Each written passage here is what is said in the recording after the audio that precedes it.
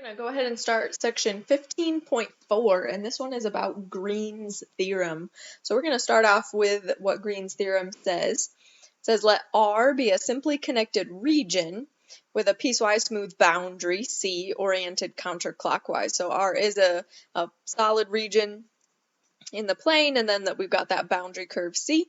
If f of xy is mi plus nj, where those two components m and n have continuous first partial derivatives in some open region containing R, then what this theorem says is that if I take the line integral over C, which is that boundary of m dx plus n dy, which remember is just the line integral of the vector field f dr, that this is equal to the double integral over the region R of the partial derivative of n with respect to x minus the partial derivative of m with respect to y, taking that integral with respect to area. So what's interesting about this theorem is basically this lets us go back and forth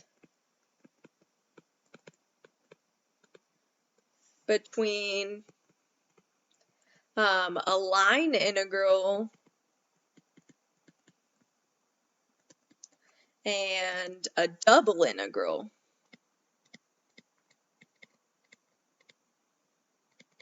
In certain situations. So you do have to satisfy the conditions of the theorem, but there are times that we can do this.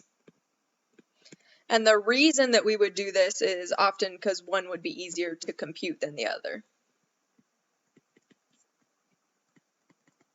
So one of the two, whether it be the double integral or the line integral, one of them is going to be more simple to compute. Now, just to talk a minute about some of the details of these conditions, it does say that R needs to be that simply connected region. I just want to show you kind of some examples of what that could look like. So something that would be simply connected could look, say like this, and then we would want that counterclockwise orientation. So it is a region of the plane, so the solid interior part of this would be R. The boundary of this would be that C that we were talking about up above. Things that are not simply connected, just to give you a few examples, we couldn't have something like, say, this region here where then there's a piece of it missing in the middle, so you can't have like holes in your region. That wouldn't be connected, or at least not simply connected. And you also couldn't have something like this where you have some sort of crossing of the curve, so the curve can't self-cross.